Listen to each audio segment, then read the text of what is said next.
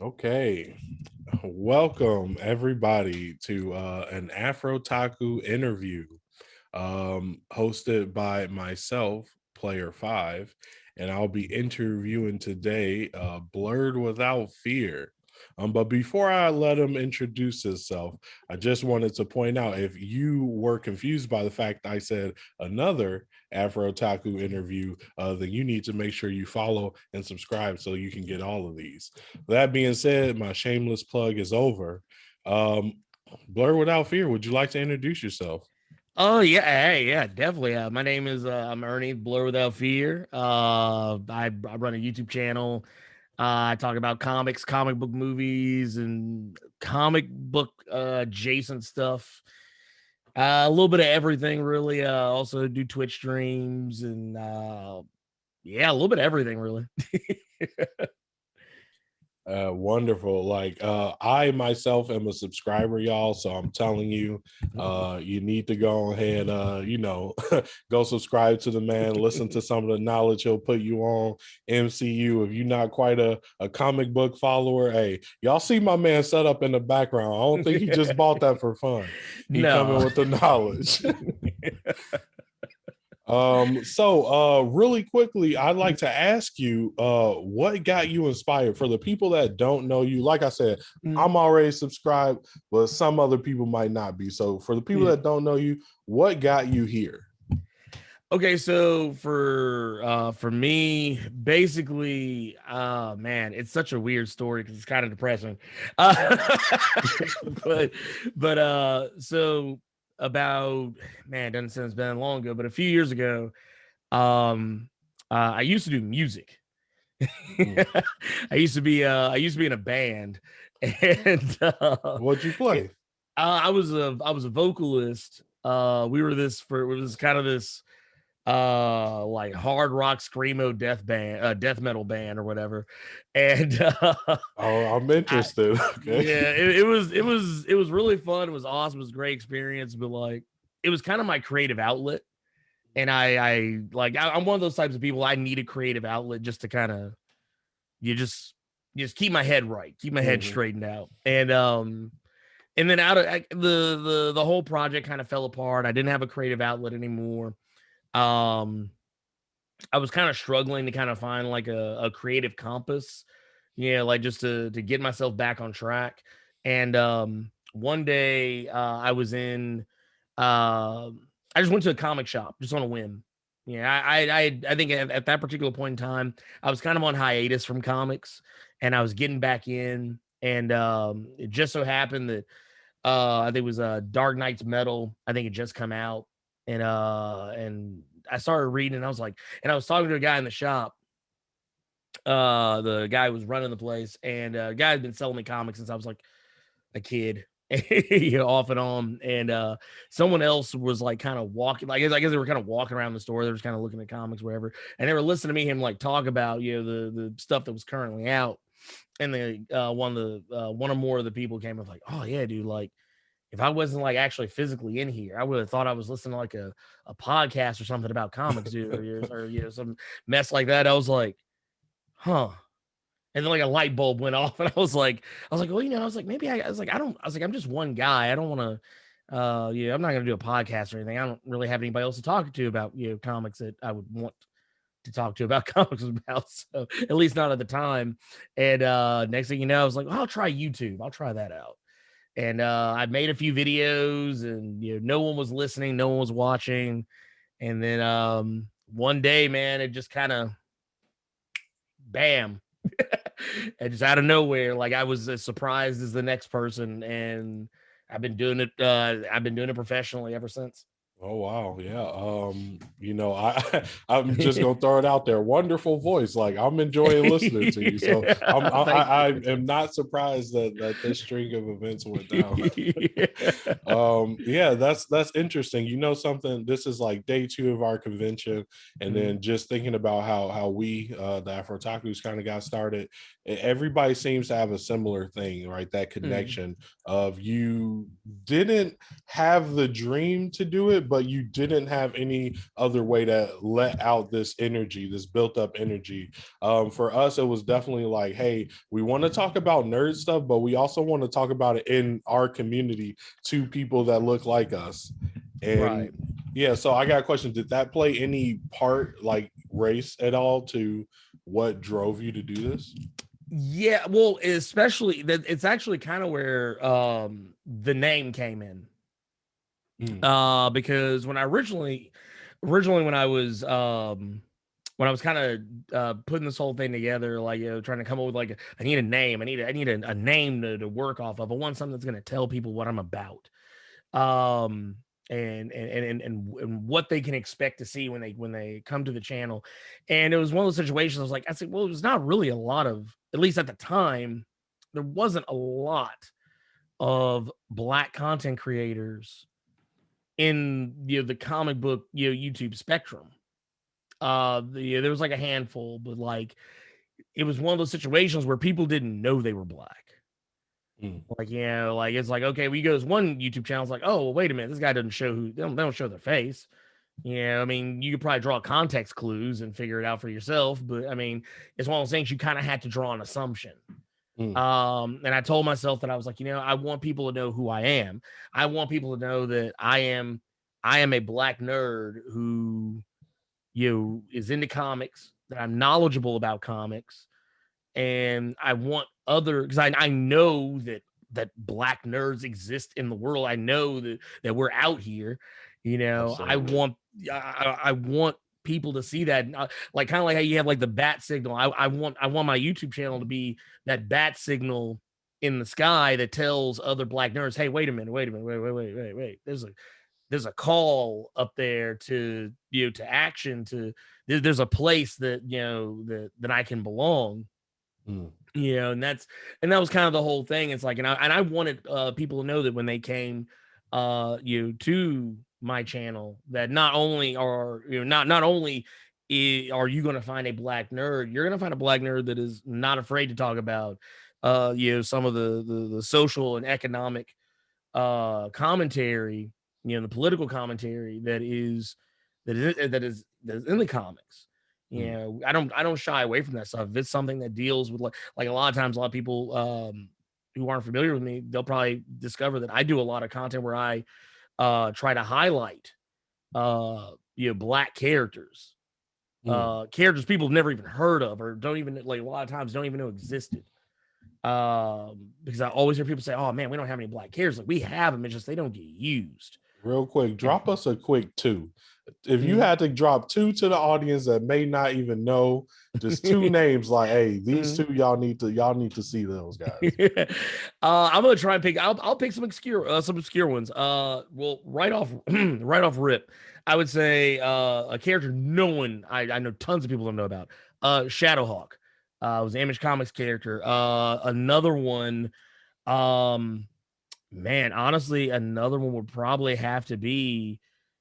I gotta give it to him. I gotta give it to my boy Hardware, from Milestone. A lot of people don't remember that character. He was basically Black Iron Man, and was doing stuff that in the '90s in comics that Iron Man wasn't doing until like the 2000s.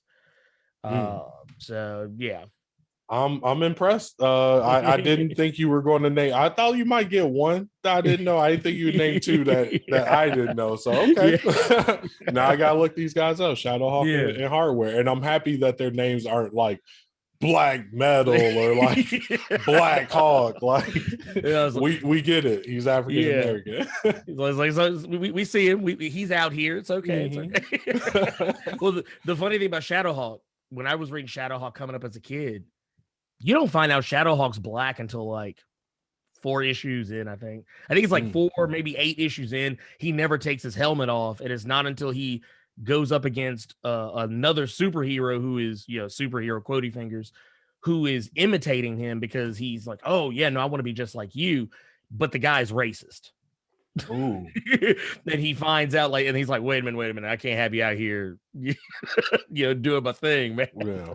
I'm a Black man. Yeah, right. Did the guy become a villain afterwards? Like, or did he stop being racist? No, he was a straight up villain. Like he Oh was a no, straight up villain. Like he was his name was Hawk's Shadow. that's kind of clever. And yeah, like he was basically a guy who he was basically trying to be Shadowhawk's Robin. And the guy was like, "Oh, I'm just like you. I'm just out here, killing N-words." And it's just like, and that's a line in that's actually a line in the comic. He's way more gross about it than I was. But yeah, and then Shadowhawk's like, "Oh, I got to check you." Exactly. Oh man. That was the 90s. That was the 90s right there. Now I'm interested. I kind of want to read that one. Check that out. That's a good one. Mm. So I'm gonna move forward real quick. So on our podcast, and we've been talking about this kind of all convention, is that we like story time. Just because there's more to the creator than anybody ever knows.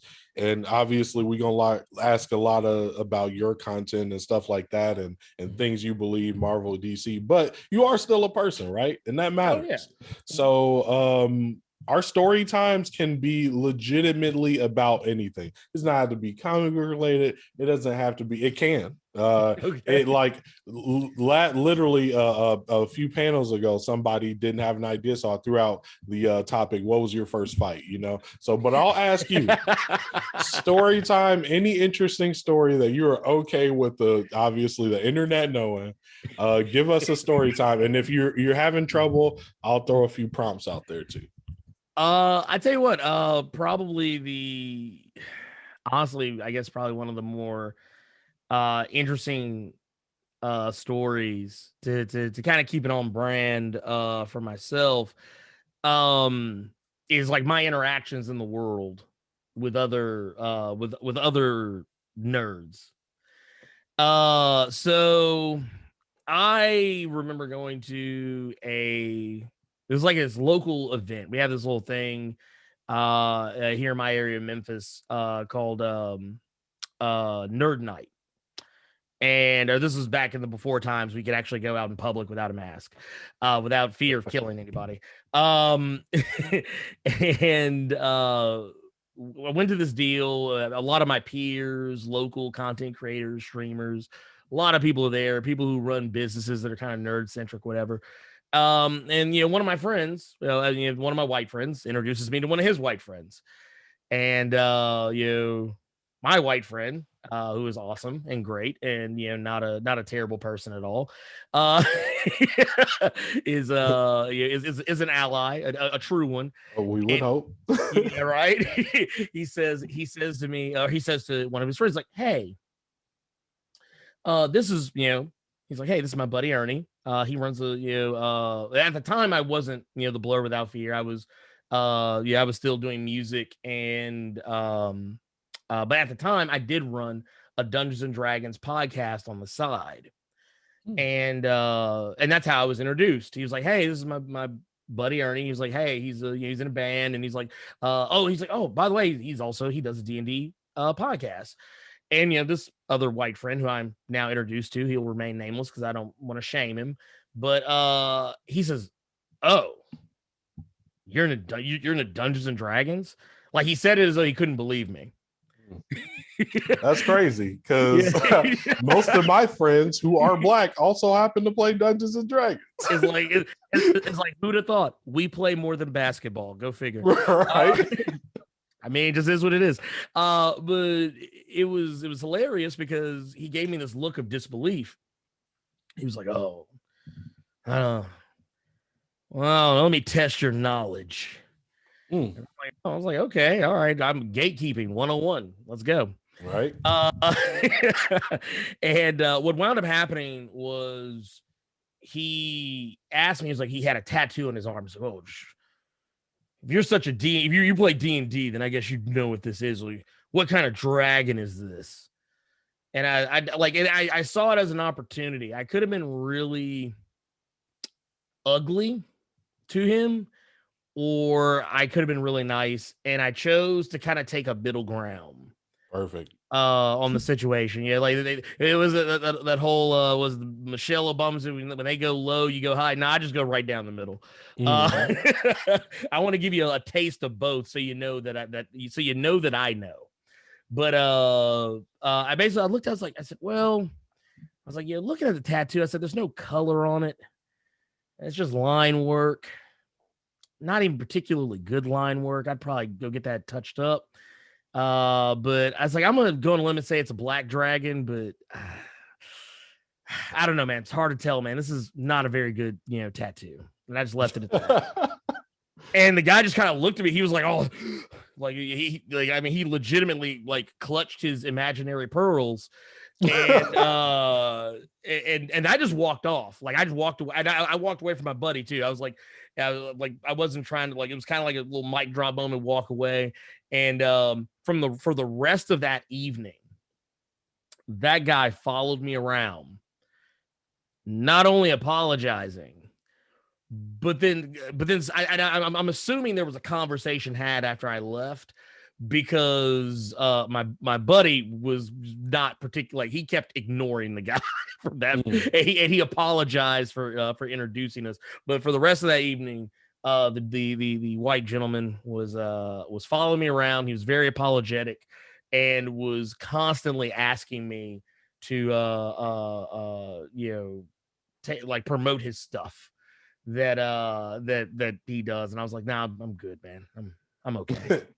Yeah. Oh man. Interesting story. I love the middle ground. I feel like it's the best of both worlds. You get to feel at peace with yourself while still giving a lesson. I love the way you handled it too. Oh, yeah, a little bit of shade could go a long way, man. You just a little bit of shade. I'm loving it. That was a wonderful story time. Thank you for sharing it with us. Oh no problem. At this time, I would like to tell people, hey, if at any point you have questions, like, feel free to share them. I'll get to some of them when I can, where I can. But I'd like to move forward a little bit. So we got a few discussion topics here. They may lead into other things. They may, who knows what happens.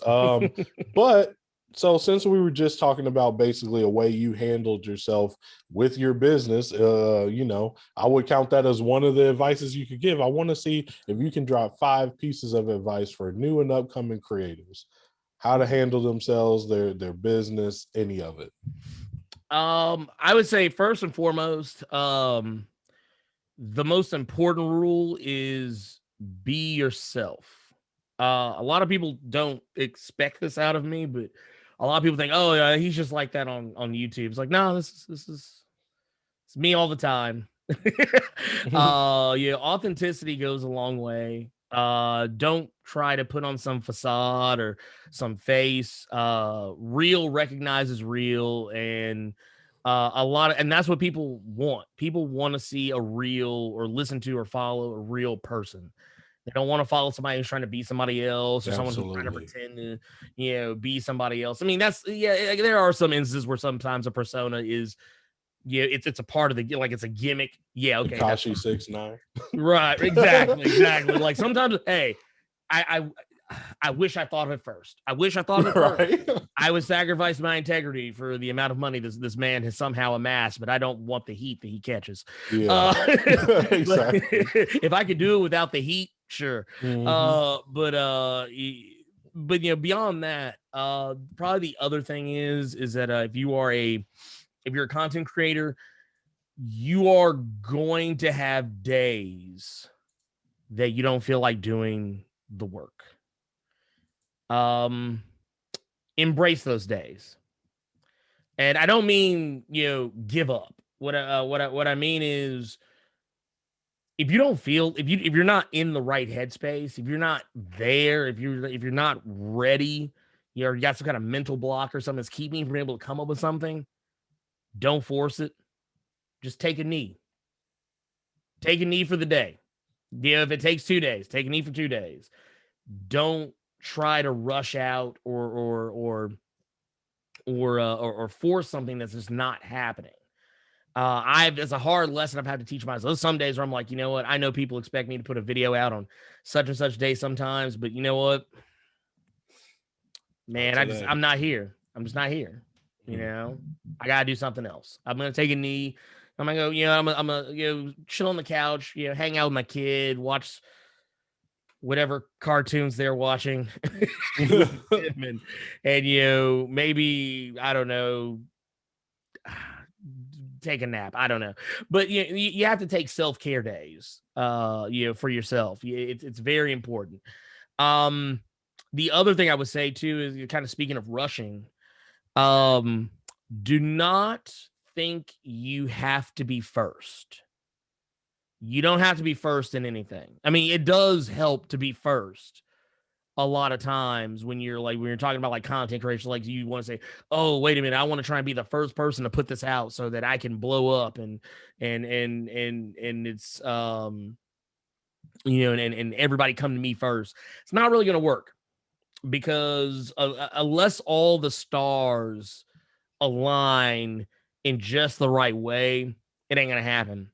The best thing you can do is take your time, create the best content possible that you can make, because at the end of the day, your audience is not there so much for the content as they are for your personality.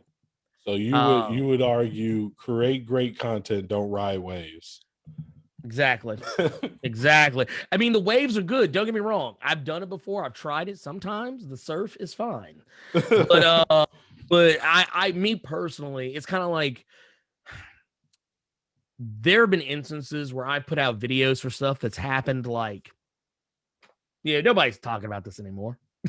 And people still show up. They're like, oh, dude, I was hoping you would talk about this. Oh, I'm so glad you finally talked about this. Oh man, I didn't think you'd ever cover this, or something like that. And not only that, I watch other YouTube channels, that do stuff like what I do. I try not to watch them while I'm doing what I'm doing. Like, if I'm making content that, like, I was like, I'll go ahead and put it out there, like Comics Explained, Dope Spill, Comic Story, channels like that. If I know that they're putting out a video for XYZ, I'm not gonna go watch that video. I don't want their content to, and it sounds ugly when I say this, I don't want their content to poison my mind. And the next thing you know, subconsciously, I start taking their opinions and putting it into my opinions. I don't want to do that. So I wait. I usually wait till after I'm done doing what I'm doing, and then I go check them out. And I guess that's also kind of another piece of advice. Don't watch watch other people, but don't watch other people. Like, or at least while creating, because there's nothing worse than, like, if you want to find out something, usually you click the suggested just to see other people's takes, and if it starts sounding like the same thing over and over, you know what I mean? Makes you feel some way. Especially, there are some people you can just tell, like, you just watched the same video I did and made your own video, huh? Like, so, but I definitely appreciate the originals. Yeah, I mean, it's like, I remember just immediately jumping into content creation and making these videos. I was like, oh man, I'm watching all these guys. So I won't lie, in the very beginning, like the very early days of Blerd Without Fear, I really didn't have my own identity. I mean, I did, but like, at the time, I was still actively watching Comics Explained, Comic Story, and Dope Spill, News Sage, blah blah blah blah blah blah blah blah blah. So I didn't have, like, I guess, like a guiding star, like the thing that, like, what my channel is about 100%. So what I did is, I actually, and I hope none of them hear this, but for a minute, for about a year, I unfollowed all of them. Not because, like, I was like, oh no, I can't mess with you guys anymore, but just because I don't want the temptation. Like if I, like, it's tempting for me when I see a new Comics Explained video pull up on my suggested, and or pull up in my in the coming up next. It's like, I was like, oh no, can't look at it, blinders. So I guess that was kind of a 2-in-1, really. But I know I said the first thing is probably the most important thing, but as far as, like, for the final thing, I would honestly tell people that don't don't make content. Don't decide that you're gonna make a YouTube channel to be like exactly like this other YouTube channel. I mean, yeah, it's kind of almost the same thing, but I always kind of treat this as a completely separate entity because I know too many people who do that. I know too many people who are like, I want to be just like this guy, or I want to be just like this chick, or I want to be just like this group. I've been guilty of it before. Yeah. In the past, I remember being a part of like some creative groups where it's like, no, we're gonna make a show and it's gonna be exactly like this. And it's like, well, no, don't do. I mean, it's not to say you can't pull inspiration. Definitely pull inspiration. But make sure it's something that you are genuinely passionate about, because if you are genuinely passionate about the thing you're creating content about, other people will feel that. They'll feel that. They'll get it. And it'll fuel their desire to see more of what it is that you have to offer, because not only are you giving them something that they actually care about, but they see that you care about it. Like it's a weird thing. Passion fuels, and it can work negatively and positively, but passion fuels a lot of what I think people want to see. Like hell, if it tells you anything, I had an entire community of people come down on me because of my passion and opinion about something. Regarding the Snyder Cut, I had a very passionate opinion about the Snyder Cut, and a lot of people did not enjoy that opinion. I think that's wonderful, because the next thing I wanted to talk to you about were some unpopular opinions. See, in my podcast, I'm usually the trouble starter here. Mm-hmm. So now I want a trouble starter to trouble starter. Tell me your unpopular opinion about the Snyder Cut. Whew. I did not enjoy it.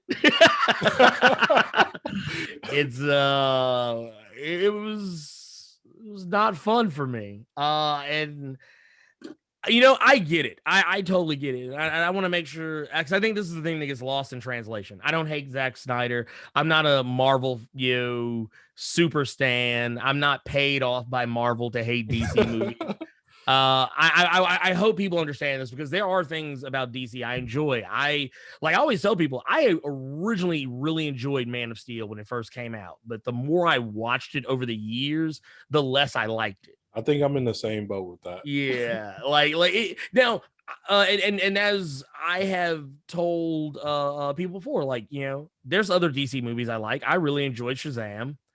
I thought Aquaman was cool. I thought Wonder Woman was good. I didn't like the second one so much, but I even though I think Suicide Squad is a terrible movie, it's entertaining to me for some reason.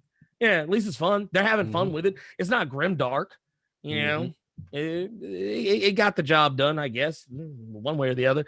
But for the Snyder Cut, it was one of those situations where I had already seen Justice League. I saw the Whedon version of Justice League. I don't think the Whedon version of Justice League is good. There's parts of it that I like that I think there's little nuggets of wisdom in there, of there's little nuggets of gold in there somewhere. But with the whole Superman, Batman, BBS, all that stuff, it was just that's what the Snyder Cut was to me. It was just more BBS.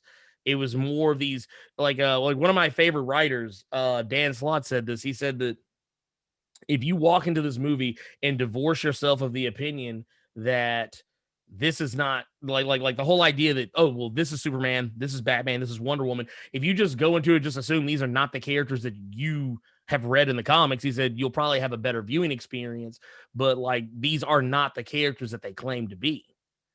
And that's kind of how I felt about it. I don't need to hear Batman and Joker having a face-to-face back and forth about reach arounds. I don't need I don't need to see Lois Lane buying coffee in slow motion and then walking out of the door in slow motion and then walking to the monument to her dead husband, boyfriend, whatever, in slow motion. I don't need that. Yeah. And a lot of people say, oh, it's a different movie. It's it's a different movie in as so much as it's just a more deeply, heavily explained version of the movie you already saw. A lot of the the stuff that was like, oh, you can assume this is what's going on in the original cut of Justice League. It's just no. It's really happening. Like it's that situation. It's a 4-hour movie that is just, it was a joyless experience for me. You know something? I'm happy I had somebody reasonable say that to me, because I've been extremely disappointed with DC movies, and I think that, you know, people try and, you know, cut them some slack. Like, oh man, you know, DC, they were childhood favorites. I just can't, you know, trash on them like that. No, you can, because they want your money to see it. You can say whatever you want about it. And after sitting through 2.5 hours of bad Justice League, people have the audacity to ask me to spend 4 in front of the same movie.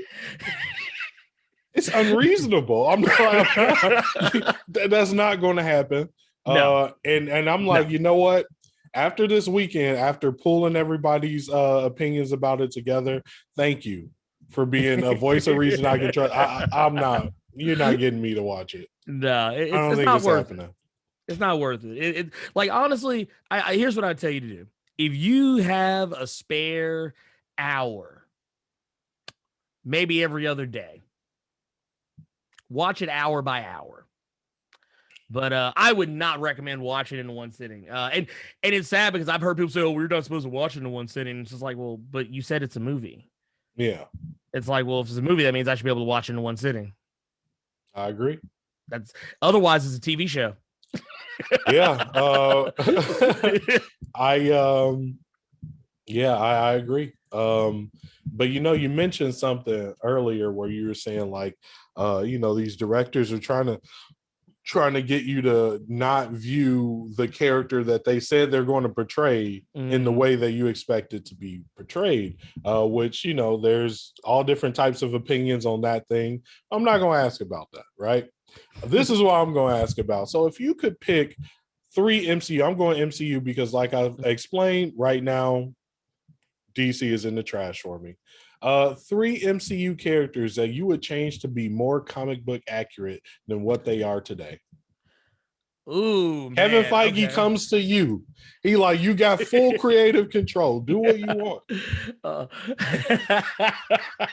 I can definitely tell you one of them. Oh man, I feel I feel bad about this too, because I feel like some of them are going to be wasted. But like, is it just some of them bother me that much? But first and foremost, I would say, I know everybody loves Jimmy Woo on WandaVision, and I'm not saying Jimmy Woo can't be funny or goofy at times, but I would like to see the Jimmy Woo from the comics more than the Jimmy Woo. Like, they kind of give you a hint of it in WandaVision, but like, I was like, Jimmy Woo's basically Asian Nick Fury. Like, he's super spy, secret agent. He's not goofy. I mean, he tells jokes sometimes, but like, he's not an idiot. I was like, let him be great. let him be great.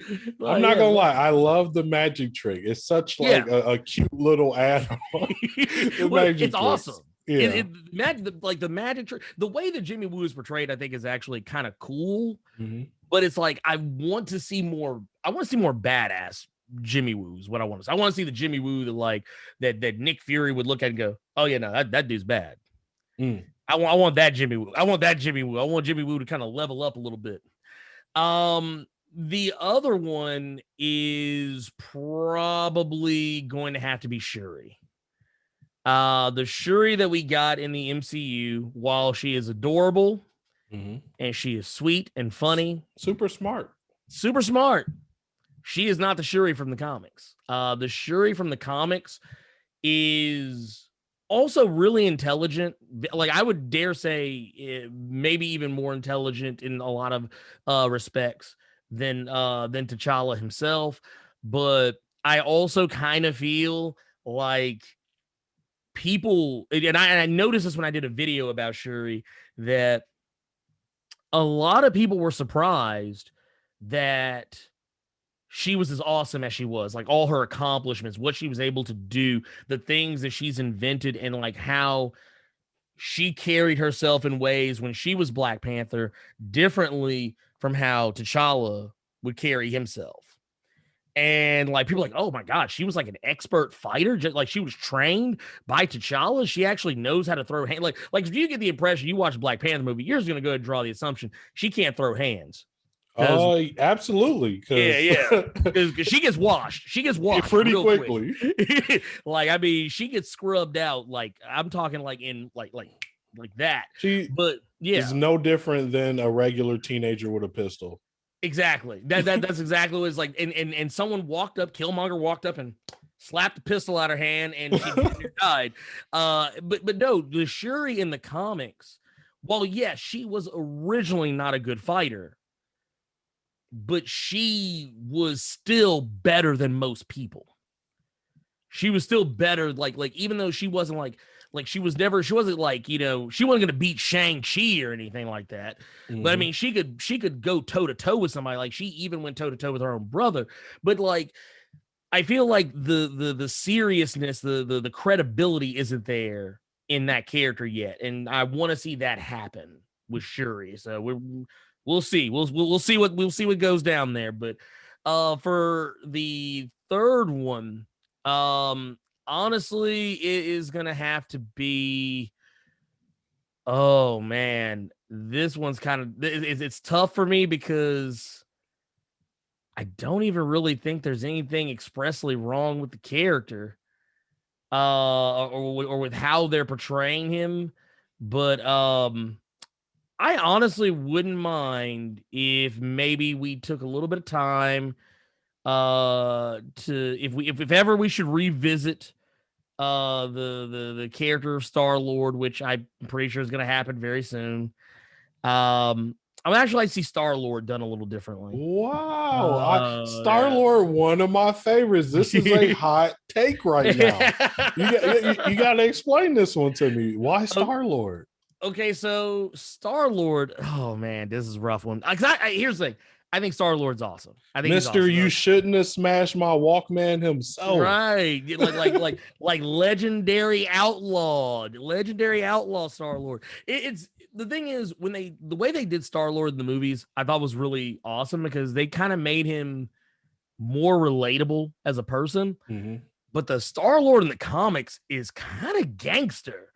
Like he is like don't get me wrong, like he's been modeled more in the comics recently to be a little bit more like the character we see in the MCU. Mm-hmm. But at the same time, Star-Lord's the type of guy that like, okay, so let's use Infinity War as an example. The mess that went down in Infinity War, that would have gone down way different with Star-Lord. That would have gone down way different. Star-Lord would not Star-Lord would not have broken down the way that he did in Infinity War and it basically messed up for everybody. Star-Lord made it where we had to have a second movie to get stuff right. When he let Thanos get in his head and make him make a dumb choice. But and now and it's too, that's not to say Star-Lord in the comics doesn't make dumb decisions, but he's a little bit more logical than what the like basically the Star-Lord in the movies. I don't like using this term, but it's gonna fit. He's kind of a man child.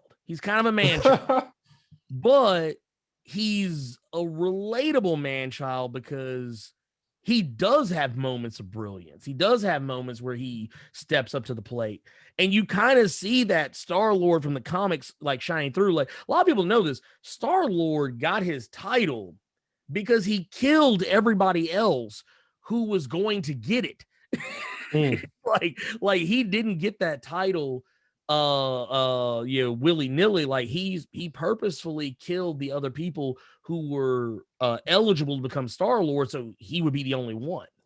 Now, I gotta say this. So most MCU movies that are about to come out, I have some comic book background or knowledge about. Guardians of the Galaxy was one of the first where I was like, I know nothing. I'm not going to look up anything so that I can be 100% just pure to it. And I absolutely love Guardians kind of the most because of that. I had no background knowledge, but I am a fiend for cowboys. And it just seems like you described that Star-Lord was like kind of a badass space cowboy. So I'm a little upset that I didn't get that. I'm a little upset that I didn't get that. Yeah, no, I mean he legit, he is kind of like he's the space cowboy of Marvel. And honestly, I'll be honest, I actually kind of thought that I struggled with that one because he's not the only one. Gamora is the same. Gamora, I love Zoe Saldana. I think she's great. Her performance is great. I don't want to take anything away from her. She did a fantastic job, what she was given. But that's not Gamora. Gamora in the comics is basically Space Conan.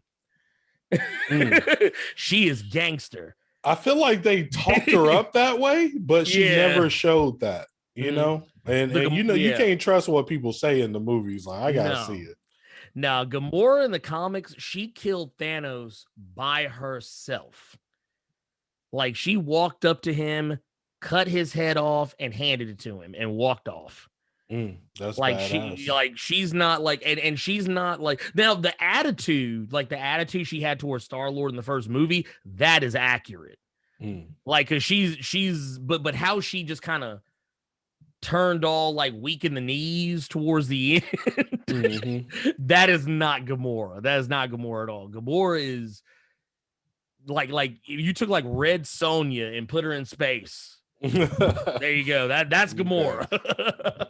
I want to ask you one more quick discussion. Well, I wouldn't even call it discussion topic. I just want to know your thoughts on this because I usually keep this one to myself. It's one of my unpopular opinions.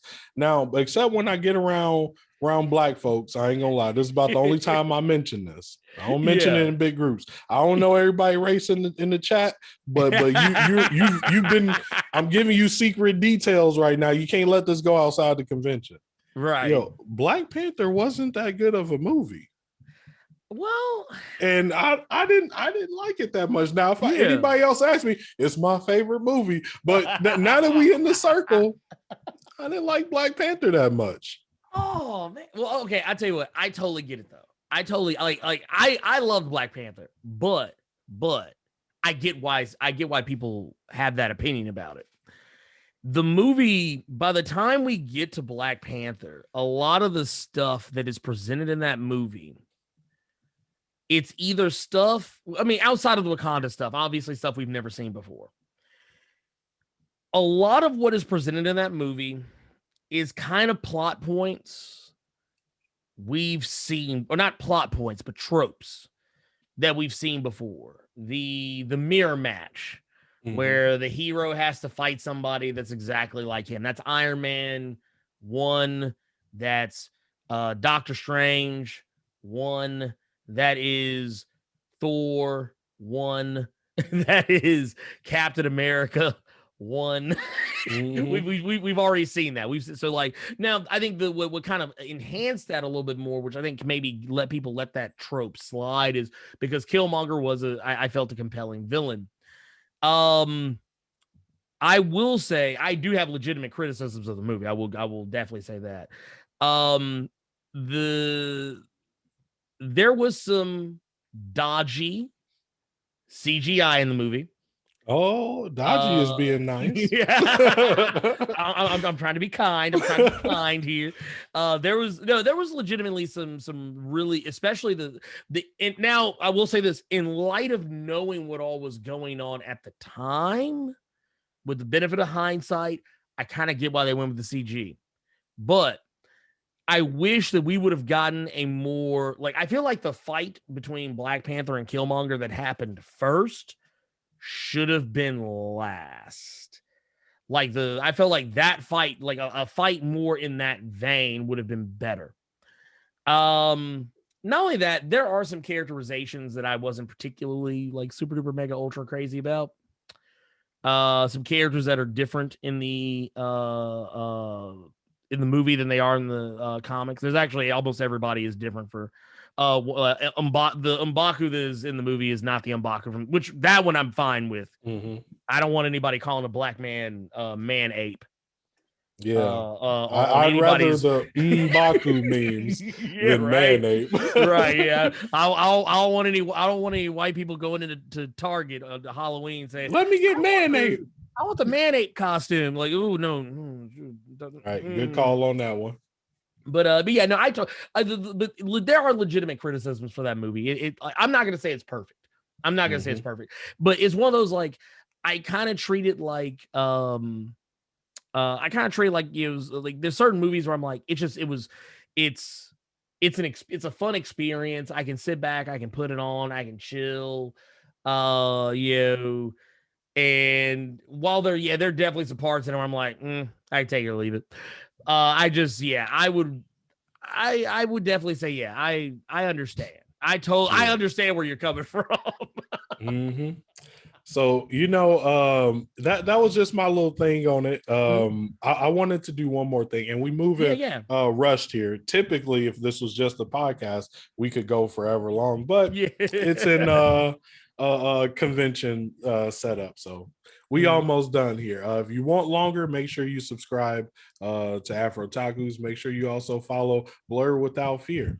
But we usually end on a game time. And I just want to give you a little game time here. This one is called Surviving Marvel or DC Scenarios. We might only get to one of them. Okay. All right. And this is basically where I put you in a scenario and you use your knowledge to let us know how you would survive said scenario. Okay. First one I want to give you. You are a random villain. Your power is your current fourth wall knowledge, and maybe you got a few million at your disposal. But Batman coming for you in 24 hours, and he got prep time. Oh, man. How do you survive? You going to jail or not? Man. Okay, so here's how it's going to go down. I know Batman's going to get me. He's going to get me. I know he's going to get me. I've accepted that. I am willing to sacrifice my ability to eat solid food for a few months, and possibly have my back broken. However, I will single-handedly end Batman, because what I'm going to do is, with my fourth wall knowledge and a few $1 million, what I'm going to do is I'm going to use connections to contact the IRS. And I'm going to send them after Wayne Enterprises.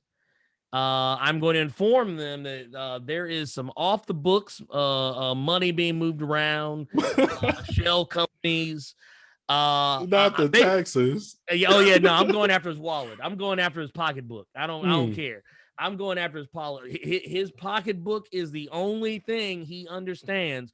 So what I'm gonna do, and also at the same time, what I'm gonna do is we're gonna send in the police. The police are gonna have to cooperate. We're gonna have to seize his assets. We're gonna have to take all that stuff. But what we're gonna do is gonna redistribute the wealth. And what we'll do is we'll make sure that the money is actually being put into programs to help people. Oh, you a hero. Emotional. Oh yeah. But see, the villain is always the hero in his own story. Oh, okay. There we go. Look, I want to get everybody the glow up. I want to get everybody. So all of Gotham getting STEMI checks off of Batman getting booked. Oh yeah, no, and not just you ain't just getting 14. Was it 14? Was it $1,400? You ain't just getting $1,400. I want to look. We know Bruce got money. We're gonna get out at least 5. You can get at least $5K off rip. I just want the Batmobile, bro. Keep the money. Let me get the Batmobile off of like a an auction or something, and I'm good. Well, hey, we'll turn was it Wayne Manor?